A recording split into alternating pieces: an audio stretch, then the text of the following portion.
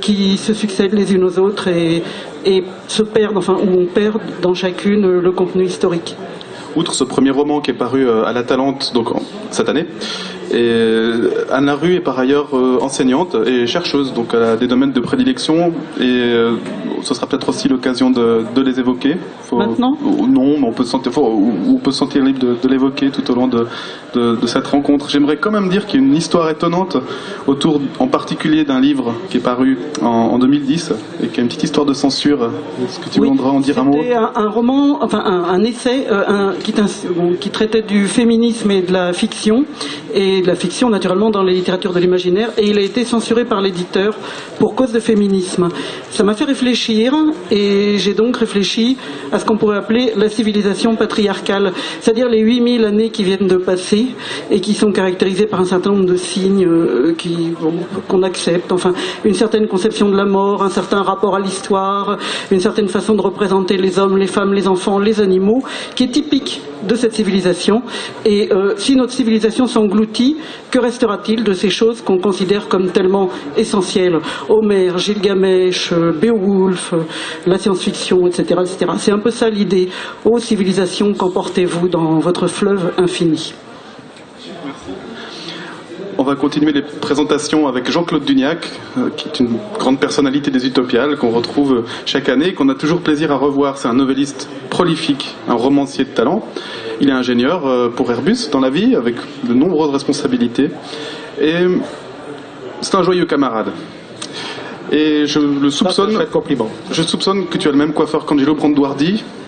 Il y a un peu de ça, oui, c'est vrai. Parce que je le vaux bien. Difficile à présenter sa bibliographie, mais j'aimerais quand même faire un petit arrêt sur image. 5 romans au fleuve noir, un roman coécrit avec Ayardal, Étoile mourante, qui a eu le prix de la Tour Eiffel en 99 et le prix Ozone 2000, et 7 recueils, si je ne m'abuse, de nouvelles parues à la Talente, magnifiques, entre 2001 et cette année, illustrées par Gilles Francescano. Magnifique aussi les illustrations, c'est vrai. Donc, pour ceux qui ne connaissent pas, il y a vraiment de quoi découvrir beaucoup d'univers dans ces nouvelles. Et aussi anthologiste, multiples casquettes, directeur littéraire pour Brajlon ou Galaxy en son temps. Est-ce que, dans cette œuvre prolifique, l'histoire occupe une place de choix ? Alors curieusement, je vais te répondre oui et non, mais ça va vous choquer un peu. Oui, dans ce qui concerne mon travail dans une grande société, je travaille à Airbus, l'histoire paradoxalement joue un rôle fondamental. Et j'ai un type de travail qui est assez étonnant, dans lequel parmi les problématiques que je me pose, c'est comment rajouter à un événement les informations périphériques qui vont permettre de le comprendre dans une perspective historique. Ce qui est un problème qu'on a dans le cadre de l'histoire, c'est-à-dire que l'histoire c'est quelque chose qu'on vit en ce moment, et les historiens quelques siècles plus tard, quelques années plus tard, vont tâcher de le comprendre d'une façon que nous ne connaissons pas, parce qu'ils en auront un recul différent, et alors qu'il y a des choses peut-être que nous aurons envie de dire en levant le doigt en disant ça c'est important, mais vous l'avez pas vu. Donc on se pose la question maintenant de savoir comment on rajoute à un événement les informations tout autour qui permettent de caractériser au moment où l'événement a lieu ce que les gens en pensent.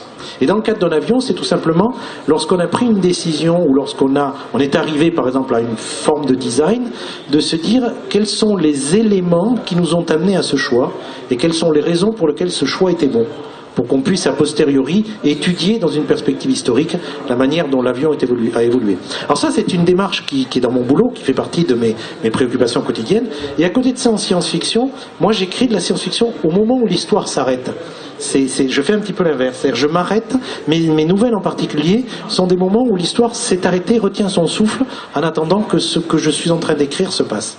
Donc je suis pas du tout dans la perspective historique, désolé, je sais même pas ce que je fais là, une fois que j'ai dit ça, je devrais m'en aller et laisser la place à quelqu'un. Y a-t-il un historien dans la salle? Mais sinon, voilà. Pitié, non, ne nous prive pas de ton savoir encyclopédique et de tes bons mots. J'aimerais présenter maintenant Lionel Davoust. Lionel Davoust, c'est sans doute le plus marin des auteurs de cette tablée, qui multiplie les casquettes. Celle de directeur de revue en son temps, en 2002 et 2003, c'était lui le directeur de la revue Asphodel, un traducteur très talentueux. Depuis 2002, il a traduit, peut-être je peux me tromper, mais en tout cas 7 romans et 2 romans en collaboration avec Patrick Couton, le traducteur notamment de Terry Pratchett, connu pour ses bons mots aussi. Pour la Talente, Pocket Jeunesse, Feu Imaginaire sans frontières. Un auteur aussi, novelliste, de nombreuses nouvelles parues en anthologie depuis 2001 et jusqu'à nos jours. Un premier recueil de nouvelles, L'importance de ton regard, qui est sorti chez Rivière Blanche en 2010. Et romancier. Alors, c'est pas ton premier roman dont on a entendu parler récemment, puisque tu t'es déjà illustré chez Critique en 2010 avec La volonté du dragon. Mais on t'a quand même remarqué dans ton passage à la télé. Désolé. Pour Léviathan. Très maquillé. T'es très maquillé. Pour Léviathan, La chute aux éditions Don Quichotte. Et cette année, ça lui a valu donc ce prestigieux passage à cette émission de télévision. Donc peut-être tu voudrais dire un mot pour ta publicité. Mais avant ça, j'aimerais que tu me parles un petit peu de la manière dont, sans forcément développer, puisqu'on va développer ces thématiques tout à l'heure, mais l'histoire arrive par la bande dans ton récit, et tu t'abreuves à des sources d'histoire parallèles. En fait, moi, ce qui m'intéresse dans l'histoire, et notamment son rôle dans la littérature de l'imaginaire, c'est l'aspect culturel qu'elle charrie. Alors évidemment, toutes les dimensions relatives à l'espèce humaine, à la culture, tout ça sont des choses, il n'y a pas des causes, c'est plus des mouvements qui s'influencent mutuellement. C'est pas très original de dire ça, mais la culture influence l'histoire et l'histoire influence la culture. Moi, c'est particulièrement la culture qui m'intéresse, puisque il y a une histoire à raconter dans un récit, et cette histoire-là est le fruit de la situation, et c'est ça qui va gérer l'histoire, qui va générer l'histoire qu'on va avoir envie de raconter. Donc moi, c'est vraiment l'aspect plus culturel qui va m'intéresser. On arrive un peu comme le disait Jean-Claude tout à l'heure, finalement quand on part dans une histoire de fiction, on prend une situation initiale où l'histoire s'arrête, et nous après on part sur quelque chose, même dans quelque chose de contemporain, avec Léviathan la chute, où je me fonde pas mal sur des traditions mythologiques, occultes et ésotériques, et l'endroit où elles sont aujourd'hui dans notre société actuelle, la place éventuellement qu'elles peuvent avoir, et ce que l'histoire en a fait, et ce qui a fait que ça a donné la situation dans laquelle on est aujourd'hui, et c'est ça où l'histoire peut se... Je suis pas forcément très clair, mais c'est là où le récit peut démarrer. Merci. À sa droite, à votre gauche, Thierry Dirolo. Thierry Dirolo, qui vit dans la région lyonnaise et qui, en dehors d'une activité professionnelle de développement sous Unix, a une facette trouble, celle d'un auteur. Un auteur qui a en tout cas 2 recueils de nouvelles qui sont parus chez ActuSF entre 2007 et 2010, 2 romans qui étaient parus chez Ancrage, et 5 romans aux éditions du Bélial entre 2002 et cette année. On peut pas passer sous silence non plus un roman chez De Noël en 2008. Cette année, le Bank Green, qui paraît au Bélial et qui a déjà reçu le prix Elbakin du meilleur récit de fantasy français 2011, est nominé au prix européen des Utopiales. Donc beaucoup de stress, j'imagine. Thierry, tu es réputé pour être un auteur un peu sombre.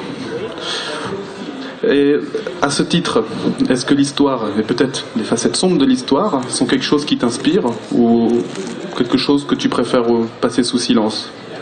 Non, je peux pas écrire sans l'histoire, c'est pas possible pour moi. Et Lionel parlait de l'aspect culturel de l'histoire, moi c'est l'aspect politique. J'arrive pas à écrire sans penser aux gens que je mets en scène, à leur contexte social, à leur histoire sociale et à leur destin social. Donc pour moi, l'histoire est prépondérante dans ce que j'écris, toujours.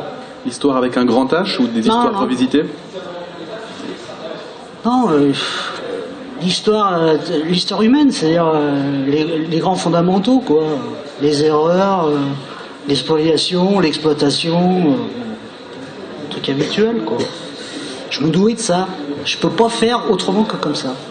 Quand j'écris, il faut que ce soit des gens qui sont en rapport de force, toujours. La politique. Ouais. Merci. Et enfin, Stéphane Poulain, un auteur qui nous vient tout droit du Québec, un auteur à la fois de littérature jeunesse, qui se définit plus volontiers comme illustrateur que comme écrivain. On peut voir une partie, dans l'exposition, une partie de vos illustrations, je crois sur la droite. Quand vous entrez dans le festival, sur le grand mur de droite, vous trouvez les illustrations de Stéphane Poulain. Alors, Stéphane Poulin, est-ce que votre imaginaire se nourrit aussi à la mamelle de l'histoire? Et puis, petite question subsidiaire, est-ce qu'en tant qu'auteur du Nouveau Monde, vous n'avez pas écrit le Nouveau Monde, mais vous vivez dans le Nouveau Monde, est-ce qu'on a un rapport particulier à l'histoire, puisque on ne tombe pas chaque coin de rue sur un château fort ou sur une ruine romaine?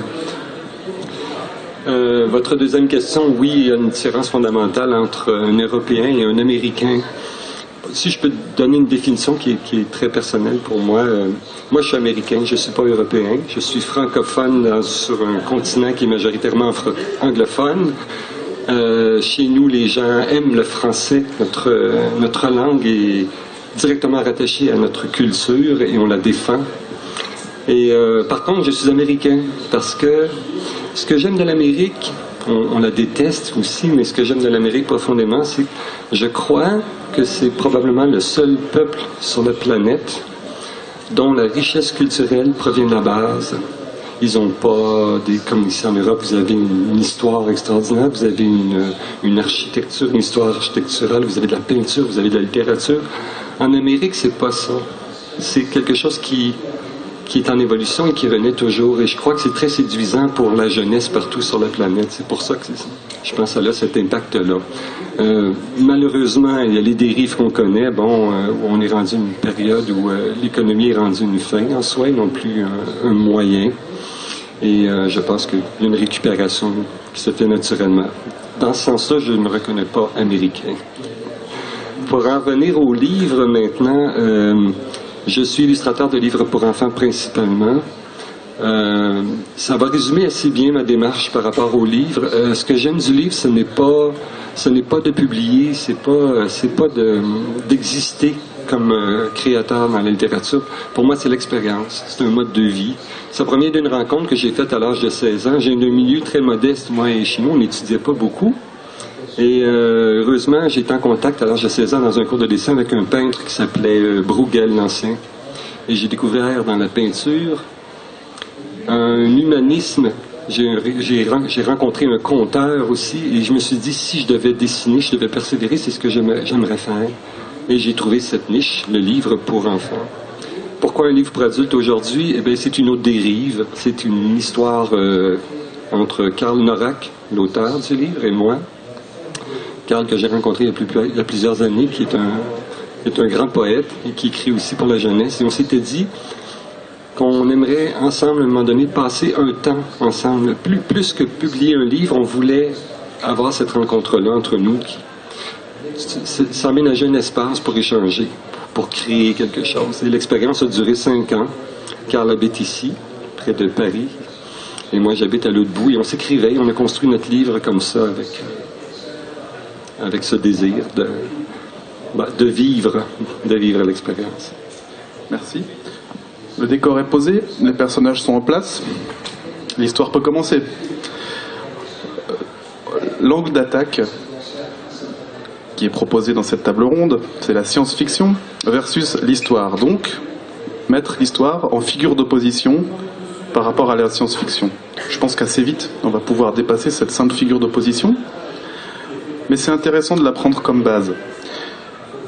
Et j'aimerais poser ce questionnement aux différents auteurs, dont vous avez maintenant senti les couleurs, le rapport à l'histoire, de Bruegel à la singularité, en passant par le féminisme.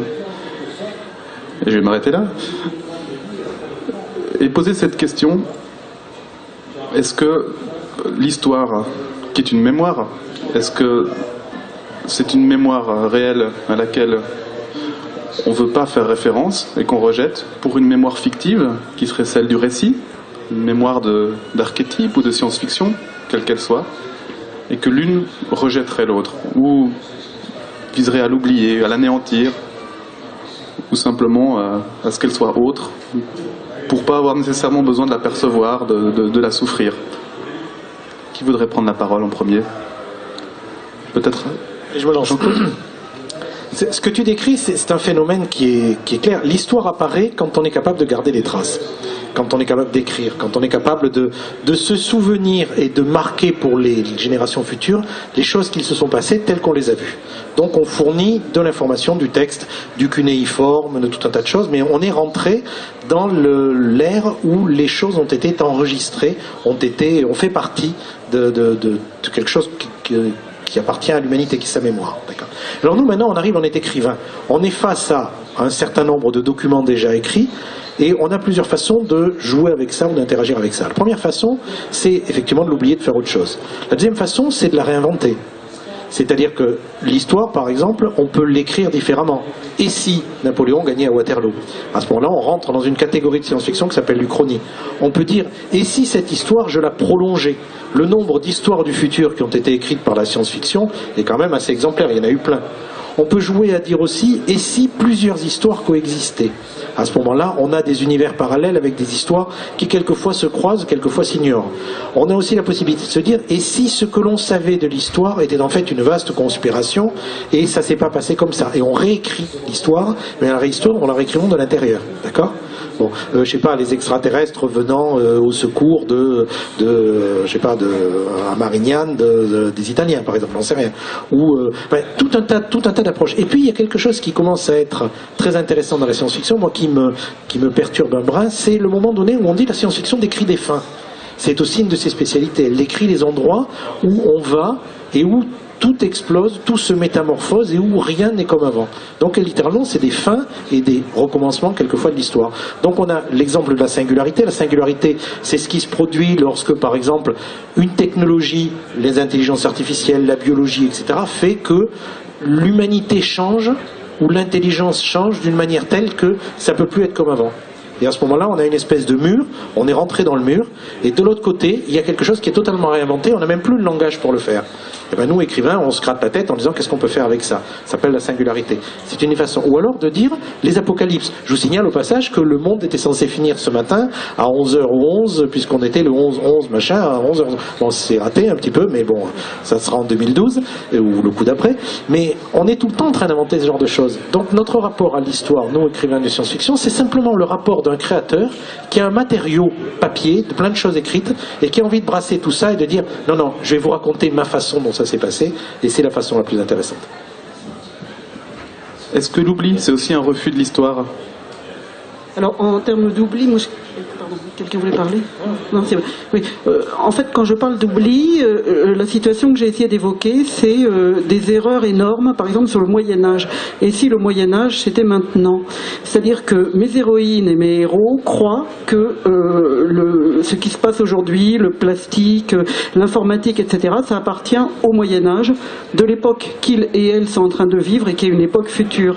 C'est-à-dire que comment est-ce que nous, aujourd'hui, pourrait-on passer pour le Moyen-Âge de quelqu'un d'autre? C'est-à-dire qu'au-delà de l'histoire, on peut mettre aussi en évidence l'espèce de fatuité, d'arrogance qu'on a naturellement en tant que civilisation, à se considérer comme toujours au plus haut du progrès dans lequel on pourrait arriver.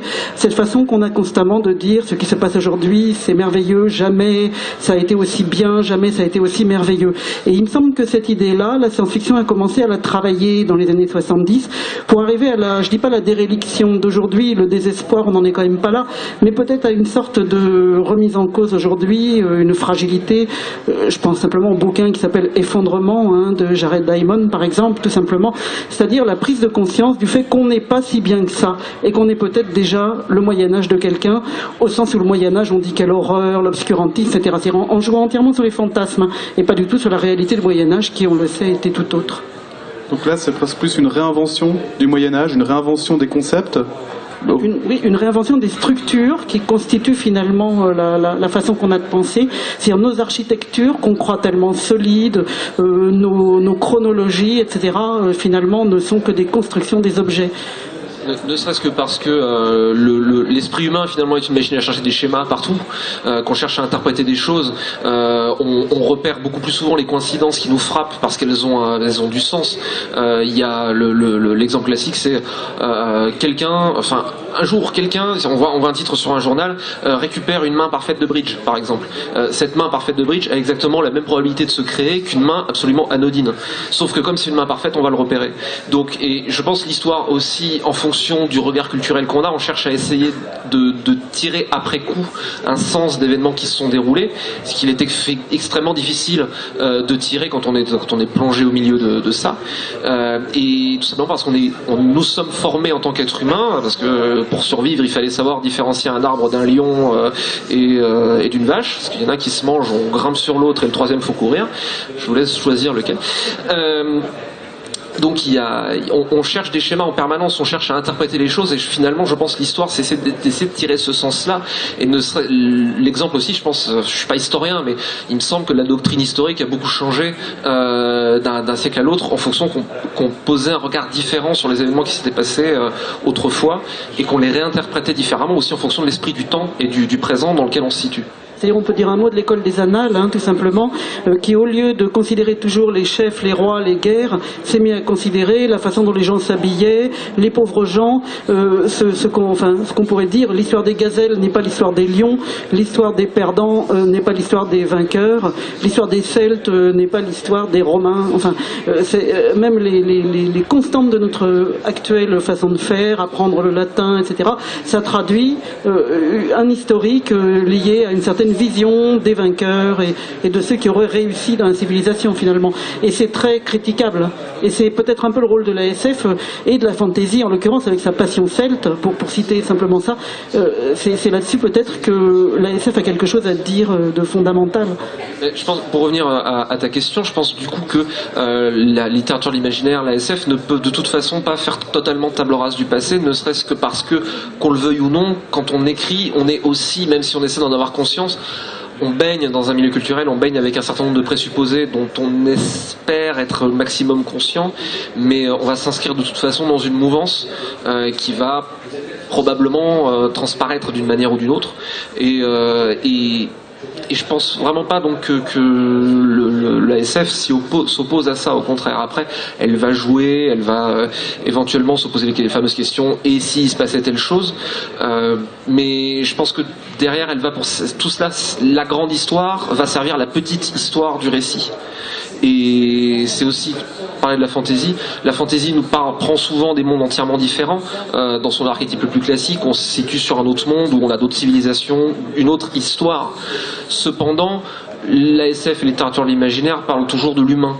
Et l'humain, malgré tous les raffinements de civilisation, malgré tous les raffinements technologiques, il y a toujours un certain nombre de présupposés, de thèmes qui nous tiennent à cœur.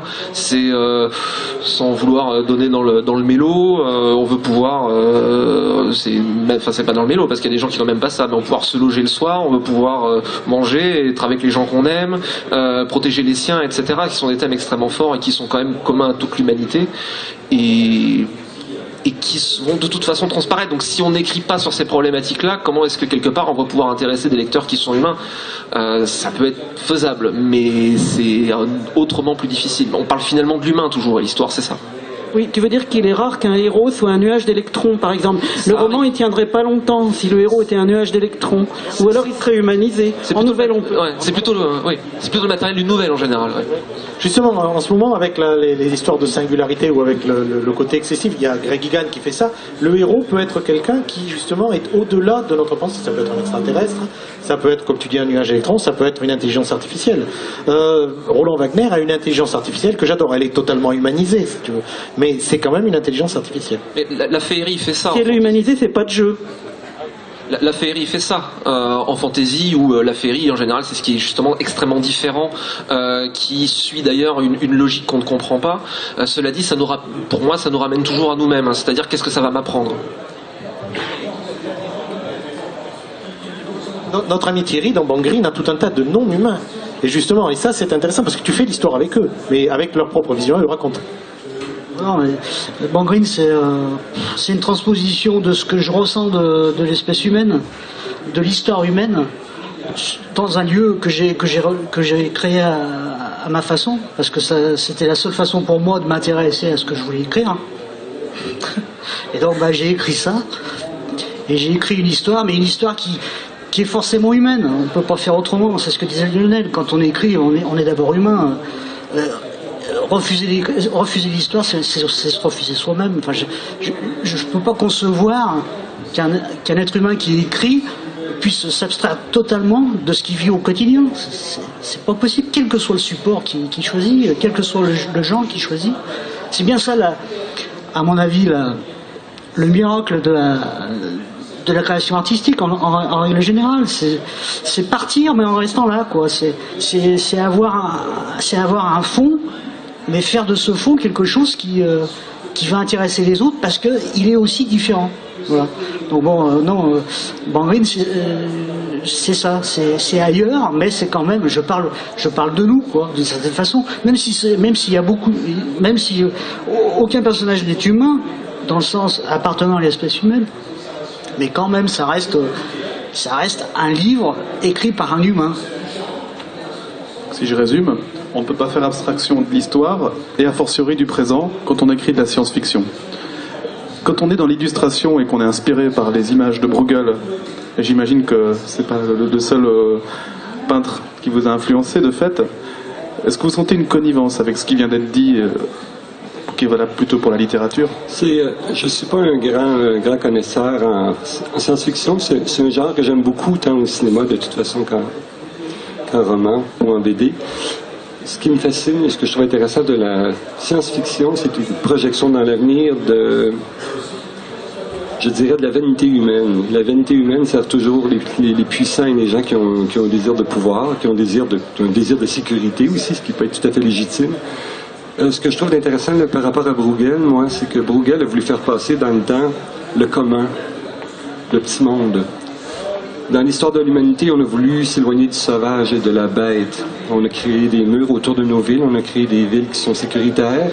Et dans nos villes, il y a des bêtes qui sont des humains comme nous. On les garde dans l'état de bêtes. Et ce qui est intéressant dans la science-fiction, je trouve, et dans l'histoire de l'humanité, c'est qu'une partie entre nous, en nous tous, qui est la bête.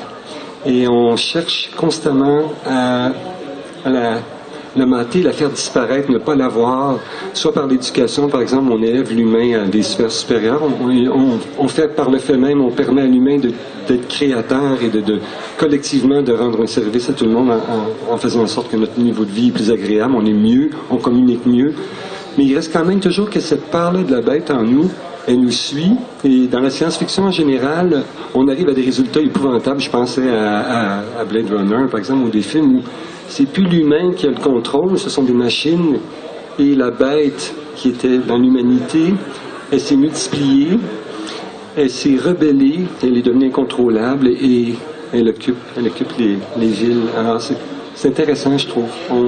On a en nous ce qui est plus beau, qu'on veut faire évoluer, et on accepte ce qui est plus moche, et qui nous tire dans les pattes. Voilà. Et visiblement, cela, quelles que soient les périodes historiques, puisqu'on parle de quelque chose qui se rapprocherait le plus d'un universel, d'une nature humaine. Moi, je pense qu'on parle toujours de classe sociale, mais c'est pas de classe sociale qu'il faut parler. Il faut parler de conditions humaines. On est tous potentiellement des bêtes, je dirais pas des monstres, parce qu'on n'est pas des monstres, on est des bêtes, et on est tous potentiellement des êtres profondément géniaux et profondément intelligents, c'est tout. Faut vivre avec. C'est tout. Mais j'aime bien le portrait qu'en fait la science-fiction parce qu'elle nous pose la question, est-ce qu'on vit avec la bête? Ou est-ce qu'on accède à des sociétés qui ont une architecture et qui ont des infrastructures extraordinaires? C'est intéressant, je trouve. J'aimerais bien entendre Anne Larue s'exprimer de la bête. Diable, la bête. Hein. Que dire de la bête? Je sais pas qu'on traite mal les animaux dans la civilisation patriarcale. Ça commence avec l'Iliade, hein, où on leur coupe constamment le cou à ces pauvres bêtes. À un moment, voilà une colombe qui passe, on se dit ah enfin celle-là va être sauvée. Pas du tout, on lui tire dessus comme au tir au pigeon. Donc peut-être, je sais pas, moi il me semble que le rapport de l'humain à la bête, si on prend les 8000 ans de civilisation qui viennent de se passer, c'est plutôt de tuer les bêtes, pas forcément en nous, pas tuer la bête en nous, mais tuer la bête elle-même, quoi. on traite mal les animaux. Bon, ça fait un peu SPA vous l'offre, désolé, mais c'est pas le but. Enfin, il me semble que moi, ce qui m'intéresse, c'est plutôt ça, le rapport de ce qu'on appelle l'humain. Pour moi, tout ça, c'est des catégories. Hein. La bête, l'humain, la femme, l'enfant, le machin, ça, c'est des catégories qui n'ont aucun sens en fait, mais à laquelle la culture, la société a donné sens, notre culture.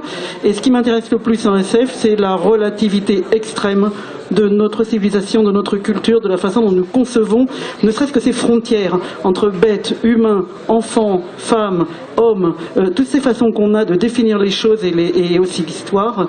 Il me semble que c'est là quelque chose qui répond un petit peu à la question qui m'a un petit peu surprise, je dois l'avouer. C'était l'idée. Pas quoi dire sur la bête. Non, on pensait plutôt à une bête plus symbolique, c'est-à-dire qu'on voit se polariser cette idée qu'on a une histoire, une culture, des normes qui évoluent, des normes qui sont fragiles, ce que tu as mis en évidence tout à l'heure, et quand même au fond une nature humaine qui semble, si on est encore capable aujourd'hui de lire des auteurs anciens et d'y trouver une énorme actualité. Et cette actualité, pour une part, elle vient du fait qu'on est tous des êtres humains, avec 2 yeux, un nez, une bouche, et il y a quelque chose qui semble être le même. Donc alors tu voudrais dire qu'il y aurait la nature humaine qui serait une sorte d'essentialisme par opposition au flux de l'histoire, à tout ce qui peut changer, évoluer. Ouais, existe-t-il seulement une nature autre que celle qu'on a définie comme nature? Moi je pense qu'il n'y a rien, il n'y a aucune nature de rien. Les pieuvres sont plus intelligentes et plus nombreuses que nous en réalité. C'est simplement notre aveuglement qui nous fait croire. Enfin, on n'est pas les êtres les plus importants de la planète, c'est les araignées et les pieuvres. Donc peut-être faudrait remettre les choses un peu en place. Enfin voilà, bon c'est de la SF. Hein. Alors, oui. Juste une chose, c'est qu'on est tout le temps en train de, quand je vous entends parler, de considérer qu'il y a des fondamentaux historiques, Thierry en parlait, et justement la science-fiction déteste les fondamentaux, elle déteste tenir pour acquis ce qui est tenu pour acquis, et elle adore dire, mais si on faisait autrement, si le fondamental était différent. Et c'est vrai que les rapports de la science-fiction à l'histoire, puisque c'est de ça qu'on est censé parler, ça a été quand même à un certain moment donné remettre en cause un certain nombre de choses qui étaient comme des présupposés, de remettre en cause l'idée même de guerre, de remettre en cause l'idée de séparation entre les sexes, de remettre en cause un certain nombre de fondements culturels dont on se dit mais il est évident que, par exemple, protéger les siens. Eh bien, il y a des livres de science-fiction qui ont été écrits justement sur le côté on ne protège pas les siens. Et on travaille là-dedans et on voit jusqu'où ça nous mène. Et la science-fiction, en particulier vis-à-vis de l'histoire, a joué avec ces grandes lignes de force en se disant mais on a envie, dans le fond, d'en imposer d'autres et voir ce que ça donne. Bradbury a quand même essayé d'imaginer que l'on repeuplait Mars sous des approches différentes. Avec à la fin les gamins et la famille qui se regardent dans l'eau et le père qui dit les Martiens c'est nous. Donc la possibilité à un moment donné de dire nous réinventons l'histoire parce que nous nous sommes réinventés nous-mêmes. De la même façon que Beckett disait qu'on le veuille ou non, en ce temps ou en ce lieu, l'humanité c'est nous. Et donc de dire on peut réinventer. Et la science-fiction joue à ça. Le problème, c'est qu'effectivement, elle n'y arrive pas. Parce que, comme le dit Thierry, nous sommes les humains. Et c'est un humain qui parle de ce qu'il aimerait être, mais il parle de son point de vue d'humain. Et notre point de vue, malheureusement, n'a pas changé. C'est peut-être là qu'on en revient à la bête dont on parle, c'est que nous avons ces pulsions à l'intérieur. On dit l'humain, c'est la bête, effectivement. Alors qu'en réalité, l'humain, son but principal sur la Terre, si j'ai bien compris, c'est de servir de refuge aux bactéries anaérobies, ainsi que tous les grands animaux. Hein. C'est parce que les pauvres bactéries anaérobies ont subi un choc énorme au moment où l'oxygène est arrivé sur la Terre. Ça a été la plus grande catastrophe écologique, l'arrivée de l'oxygène. J'espère que je dis pas trop de bêtises. Et c'est pas de la science-fiction. Et du coup, on a créé les grands animaux. Enfin, qui oui, l'être humain est arrivé venu de nulle part. Un milliard après cette époque-là. Donc c'est vrai que c'était une solution de dernier recours. Enfin, disons que ça a été un des derniers maillons. Mais c'est vrai qu'on peut l'envisager comme ça. On est le dernier recours des bactéries anaérobies. Il y a aussi une hypothèse qui consiste à dire que la seule forme d'intelligence sur Terre, ce sont les rêves, et que l'être humain est simplement un endroit où les rêves se reproduisent. Oui, une autre théorie. Il y a les gènes aussi. Dawkins disait les individus ne sont que des artifices inventés par les gènes pour se reproduire. Belle citation. Les virus chez Gérard. C'est ça. Et c'est une chose que disent les biologistes. Ils disent la vie a envie de vivre. Ça paraît bizarre, mais la vie a envie d'exister. Donc ce sont des gens qui disent que l'être humain n'est peut-être, alors qu'il se voit en tant que totalité, je dirais fin d'évolution, ce n'est peut-être qu'un passage obligé, qu'un support pour d'autres activités, c'est clair. Oui, et je trouve d'ailleurs c'est intéressant parce que c'est aussi un peu une problématique des littératures de l'imaginaire et finalement de l'humain au sens large, parce que c'est vrai que tu parlais de nature humaine tout à l'heure, ces histoires comme quoi il y aurait des grands invariants, des grandes lois. Je pense en tout cas humblement concernant la société humaine qu'il y a juste des choix et que l'on fait au quotidien concernant ce que l'on désire faire, et on a un peu l'impression parfois qu'on subit l'histoire comme une force. Alors c'est vrai, c'est le fameux rouleau compresseur de l'histoire, mais peut-être pourrait-on arriver à un endroit où on choisit l'histoire et au lieu de la subir. Et il me semble que c'est une thématique de Léviathan, cette question du choix aussi, oui, qu'on retrouve.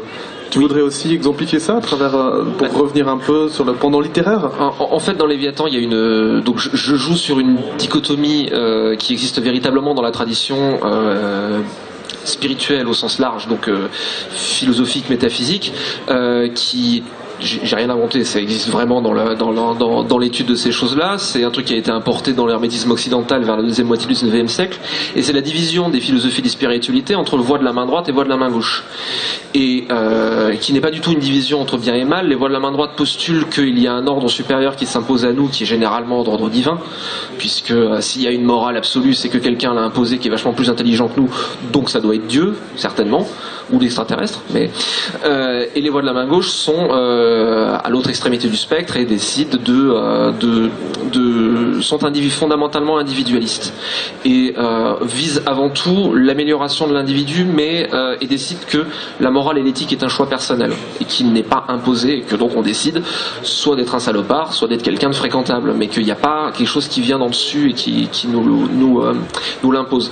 Moi, ça me semblait intéressant dans le contexte dans lequel on vit, qu'on déplore ou comme étant de plus en plus individuel et individualiste, sachant que je suis pas forcément convaincu que encore une catégorie, l'individualisme n'est pas forcément quelque chose de mal, il y a juste une relativité des choses. Donc voilà, c'était juste dans Léviathan, c'était ce genre de vision qui pour moi me semble assez actuelle, j'avais envie de servir de toile de fond pour faire une histoire à travers ça, à la quête de quelqu'un qui lui aussi a des choix à faire.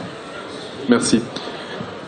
J'aimerais qu'on parle encore de quelque chose qui est très spécifique, je crois, à la science-fiction. Il nous reste un petit quart d'heure, on va encore parler 5-6 minutes de ça, et après on passera à des questions ou à des remarques du public. La science-fiction, évidemment, comme son nom l'indique, un rapport très étroit aux sciences. Et l'histoire, c'est une science humaine qui s'est élaborée. On a parlé de l'école des annales, mais qui a toute une tradition.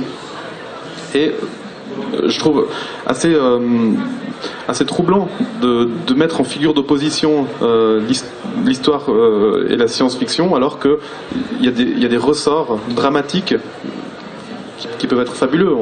Si on pense à la manière de revisiter les sciences historiques en science-fiction, alors on peut évoquer la psychohistoire, on peut aussi évoquer simplement la pratique du savoir, l'élaboration de la connaissance historique, et puis l'écho qu'elle peut avoir dans la science-fiction. Est-ce que ça, la pratique, la production de savoir en science-fiction, c'est quelque chose qui vous intéresse à des fins uniquement de personnes qui réfléchissent à l'histoire, aux sciences, ou ça pourrait être un réel argument, une réelle articulation du récit?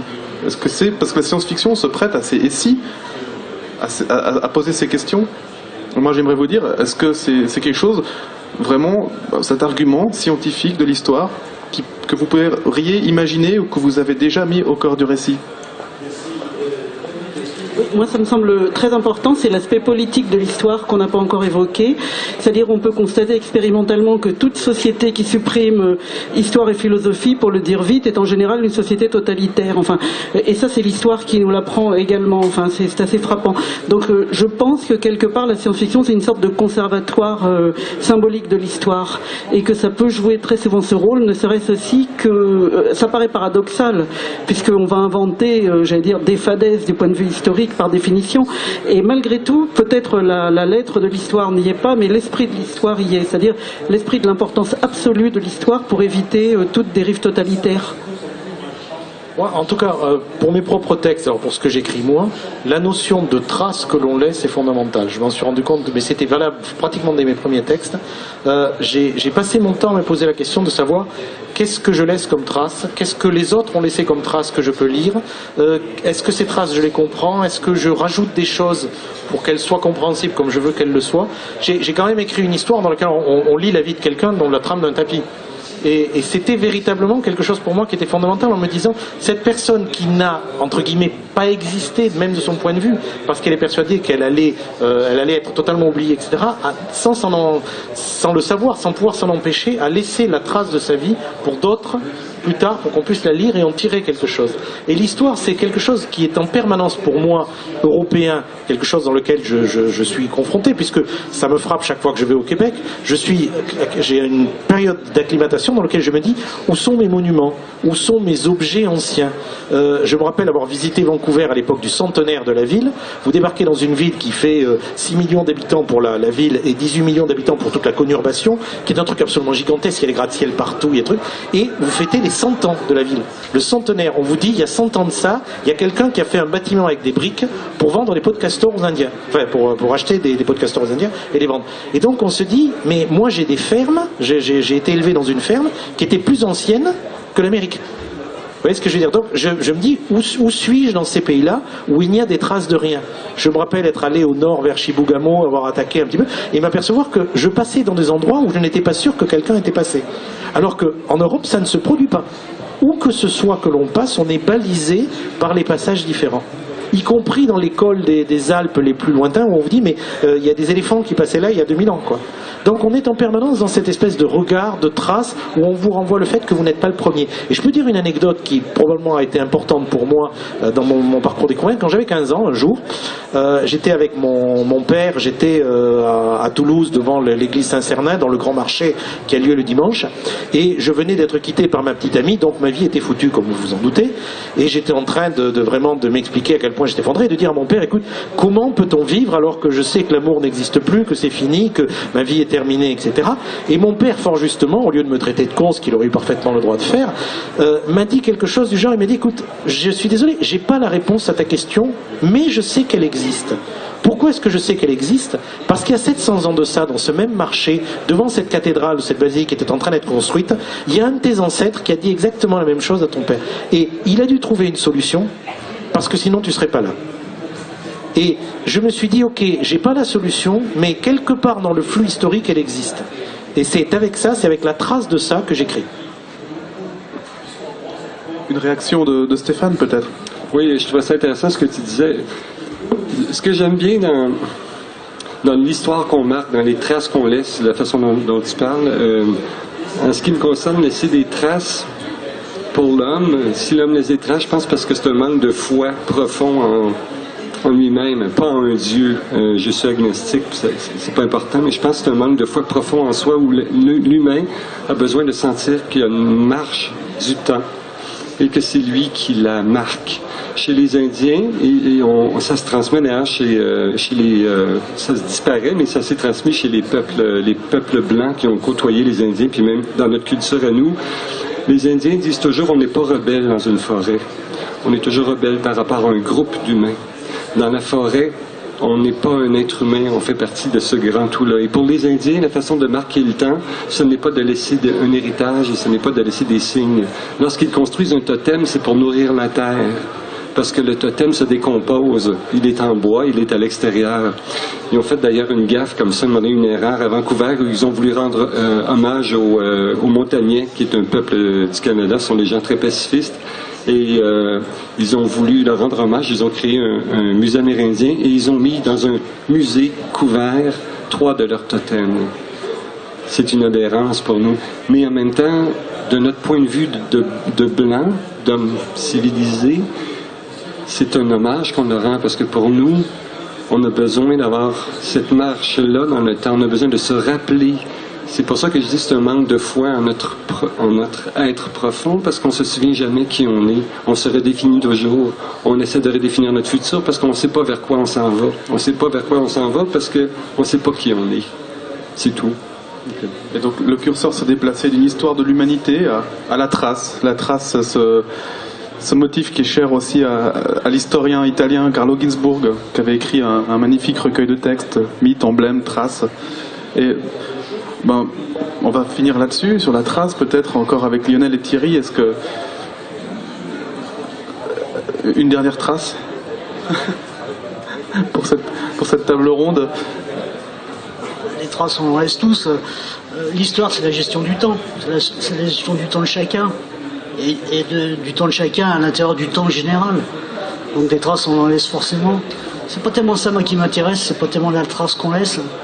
C'est ce qu'on fait. D'abord. Le présent. Ouais. Oui, moi je suis tout à fait d'accord avec ça. Je trouve que on est tous avec un certain nombre de cartes en main, parce qu'on choisit pas. Dans un certain milieu, dans un certain pays, avec une certaine langue, une certaine culture. Moi, ce que je trouve intéressant et qui me parle vraiment, c'est à partir du moment où l'on prend conscience de ça et que finalement on est un être humain tout petit face à l'immensité d'une salle bien remplie, face à l'immensité de l'univers, et qu'on se dit je suis une partielle de conscience tout seul, bon, entouré de gens sympathiques, mais mine de rien je suis face à cette immensité. Où est-ce que je suis, où est-ce que je vais et qu'est-ce que je suis vraiment? Et cette espèce de volonté de se dire j'arrive, je suis un maillon sur la chaîne, mais en même temps j'ai la possibilité de choisir et j'ai la possibilité de suivre le courant dans lequel je me suis placé, mais j'ai aussi également la possibilité de me créer moi et de décider là où j'ai envie d'aller, là où j'ai envie d'être.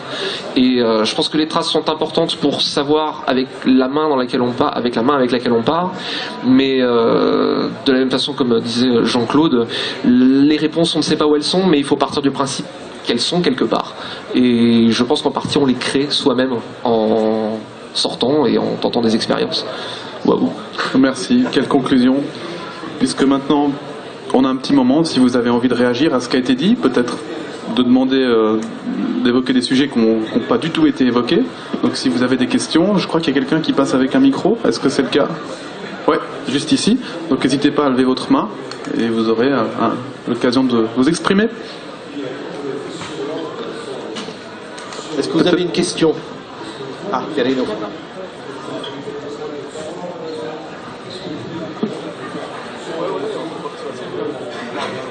Bonjour. La science-fiction a toujours été, au moment où elle s'appelait Anticipation, une façon de faire de la prospective sur l'histoire. Qu'est-ce qu'elle en est maintenant? Est-ce que la science-fiction continue à être l'espèce d'annonciatrice de l'histoire à venir? Oui, alors ça c'est intéressant parce que c'est vrai que cette dimension anticipation, elle fait partie du cœur du sujet, c'est clair. Elle est toujours importante pour nous. Alors il faut savoir que c'est aussi un des genres qui est passé maintenant dans la littérature générale, c'est-à-dire qu'il y a de la littérature générale d'anticipation, il y a un certain nombre de gens qui en écrivent. Et il faut savoir aussi que la science-fiction n'a pas le but de donner la réponse. On n'est pas des prospectivistes, on se trompe d'ailleurs beaucoup moins qu'eux. Mais on est là simplement pour attirer l'attention sur le fait que aller dans une direction entraîne un certain nombre de conséquences.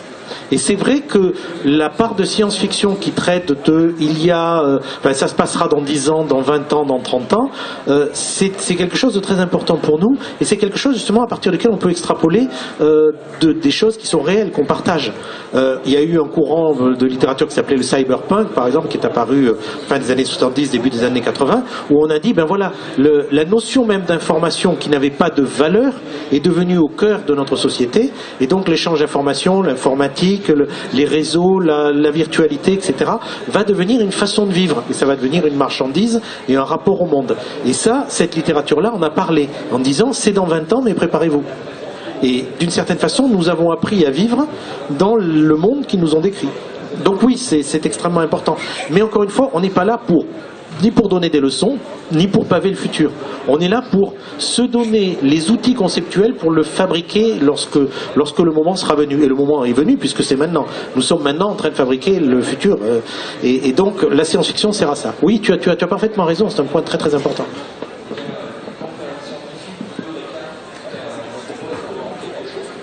Vous êtes une grande salle, hein, c'est vraiment ça. On en fait travailler. Hein, Bonjour.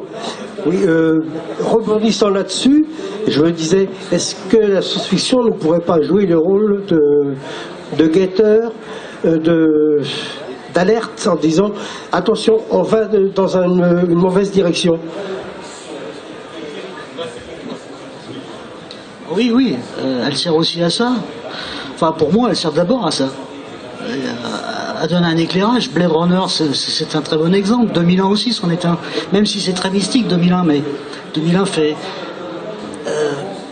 l'analyse de ce que l'homme a fait de pire, c'est-à-dire créer l'arme. Au début de 2001, le singe, il prend pas un os pour se nourrir, il prend un os pour taper sur les autres. C'est ça le truc. Donc oui, la SF, oui, elle est faite pour ça. Enfin, à mes yeux, évidemment. D'abord, elle est faite pour réveiller, pour alerter, pour que les gens restent vigilants le plus possible, pour qu'elle donne un éclairage sur ce qui pourrait être.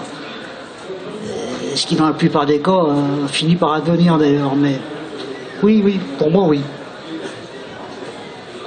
Ceci dit, on est d'accord, on ne sert à rien. Hein. Nous nous efforçons d'être vigilants, nous nous efforçons de réveiller, nous nous efforçons, comme disait Sartre et ce que dit Heyerdahl régulièrement, que nul ne puisse se dire innocent du monde dans lequel il vit, mais en même temps on est conscient du fait qu'on ne change pas le monde. Hein. Le monde, c'est nous tous en ce moment qui sommes en train de le construire. La science-fiction, c'est juste une façon d'agiter la sonnette en disant youhou, par là, attention, danger. Et je pense que justement c'est très important, très intéressant dans les citations, c'est que nul ne peut se déclarer ignorant du monde dans lequel il vit. C'est-à-dire que l'ASF utilise l'avenir comme, je dirais, procédé métaphorique, mais c'est d'aujourd'hui dont elle parle en réalité. C'est-à-dire en utilisant l'artifice de prédire ce qui pourrait arriver, elle ne fait finalement vraiment que de parler du moment présent. Et quand on regarde l'ancienne SF, il y a des tas de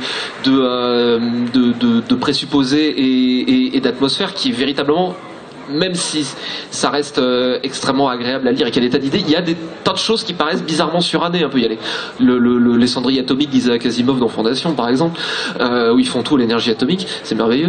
Mais c'est du présent dont elle parle. Donc, est-ce qu'elle a le rôle d'avertir vis-à-vis de l'avenir? Je dirais qu'elle a le rôle d'avertir sur le présent, plus encore.